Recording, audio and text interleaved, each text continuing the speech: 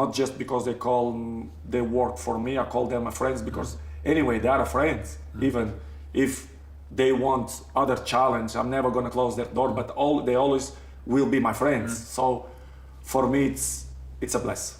Tell me about your fitness, because I'm look good? You're looking very good. I mean, obviously you haven't got these abdominals, we've addressed that before, but you're working at it, and I think you're making good progress.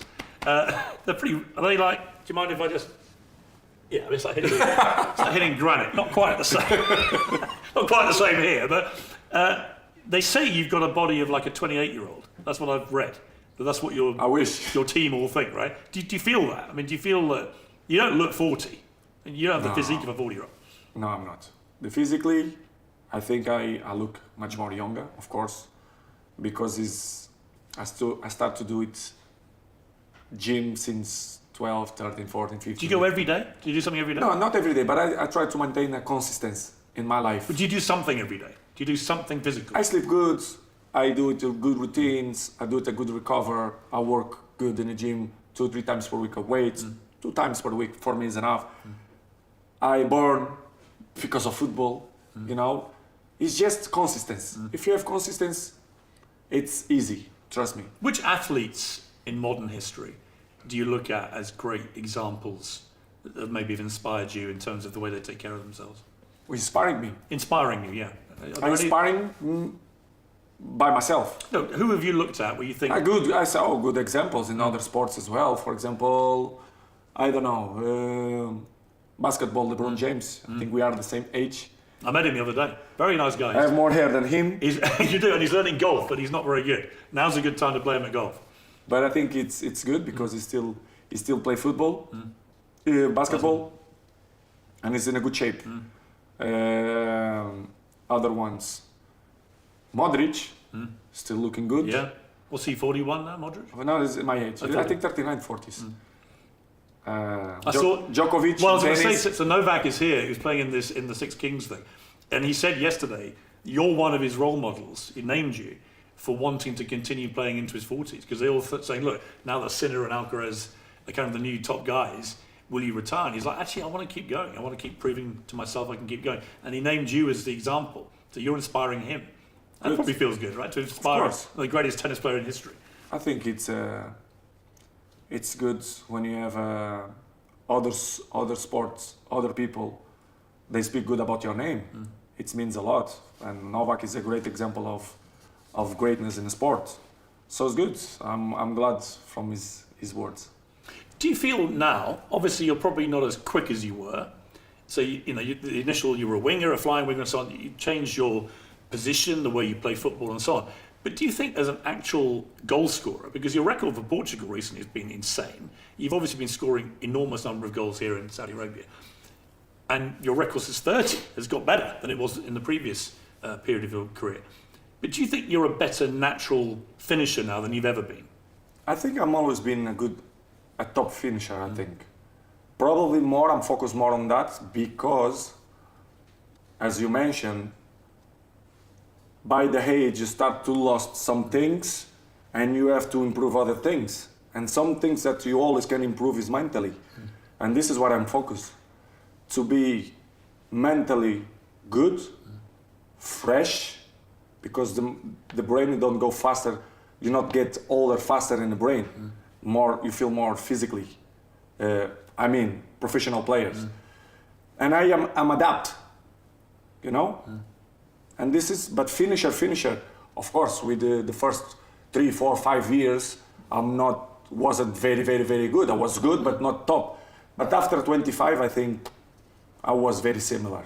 If you ask my teammates, if you ask my friends, they will say the same. Probably more now. I'm more focused on that, right? Because I'm not winger anymore, and I played the last. Well, I watched you score the other day, and it's just your movement. Because I think in the penalty area, look, I'm not going to tell you how to score goals, but in the penalty area, a lot of it is last-minute movement. I think by the top strikers, it's their ability to get away from a defender very quickly in the box. You should be fresh mentally, right? And I watched the way you took them, and they look relatively easy. Right, they don't look like that goal you just showed me, but the movement and the awareness and then the finish, that's not easy. If it was, everyone would do it. Of course. So that's an instinctive thing, isn't it? I think so, yes. Instinctive things you learn by the time, you learn by the experience. And one thing that I think make the difference is you can improve all the time. Even with my age, you have some points that you can improve. And this is the bigger mistakes of the players. They think they know everything and they don't learn more. If you see in history of the football, the players, after when they get 30s, they slow down. And I'm opposite. I score more goals after 30s, and you can say whatever they want, because most of the times the people speak about football, they don't know nothing. Wayne Rooney, your old colleague, said last week that he doesn't hate you. People have said that he did. He loves you. He called you a genius. He said you're much closer than people realise, but he still said Messi's better. No problem. No problem. That's a very diplomatic answer, Cristiano. No, but it's serious. I'm not mad with that. For me, it's okay. You can choose whatever you want. Do you get on well with Wayne? Do you have a friendship with him or not really? When we used to play, we had good relationship.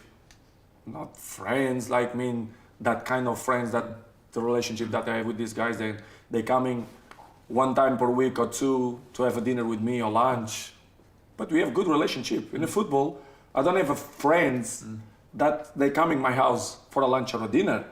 When I mean friends, I have good relationship, but friends for me, it's a different word. For me. But relationship was good. Like Ferdinand was a friend, yes. I still maintain his relationship with him. I'm a sociable man. So, and I respect. It's like an alcançado. I'm good with everybody. But friend, I think it's a very, very, very deep word, in my opinion. And but I'm not nothing against him. Trust me, Pierce. It's okay. It's own things. Is what he loved the most. Players or decision makers of. For me, it's not a problem. I respect him. More when we play, because I think he do so many good things for Manchester United. We won so many things together, but it's okay. And these words that he say, thank you to him, that he say that I'm a genius, whatever he prefer. No problem. For me, it's all good. If I see him around, I'm shaking his hand, I give you a hug. For me, it's not a problem. I don't have time, to be against people anymore. It's okay. I respect everybody. But goals are the ultimate answer to any criticism, aren't they? I mean, if you're a striker, if you just keep scoring at the rate you score, and like I said, they can look at the Saudi league and say it's not as good. Excuses. But actually, look at Portugal. That's what I say. Look at your record for Portugal.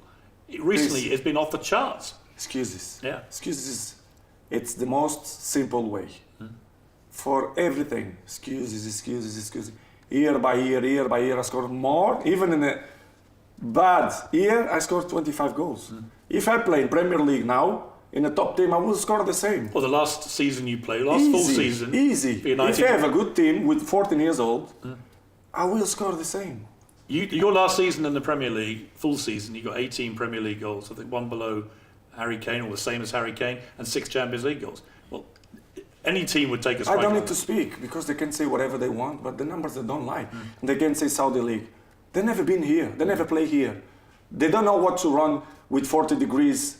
They don't know. And I still continue, and I repeat, the Saudi League is much better than Portuguese League, of course. French League is only PSG.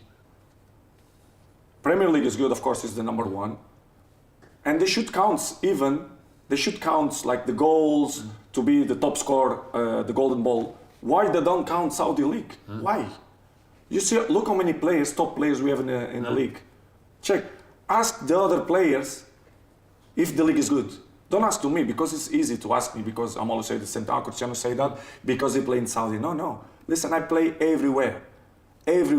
For me, it's more easy to score in Spain than score in Saudi.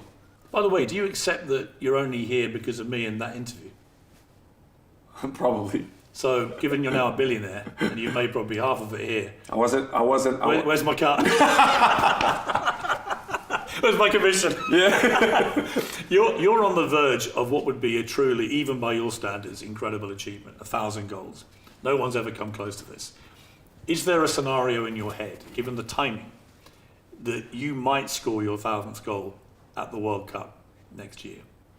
And is that something that quietly in the back of your mind you would think? No, I'm not. I don't think about that. And maybe I was surprised with my answer. If you ask me, Cristiano, is it a dream to win the World Cup? No, it's not a dream. Really? Yes. To win the World Cup, none will change my name in history of football. I'm not gonna lie. One thing that I'm sure, that I'm enjoy the moment. And I learn by the time that the moment is the most important thing that we have.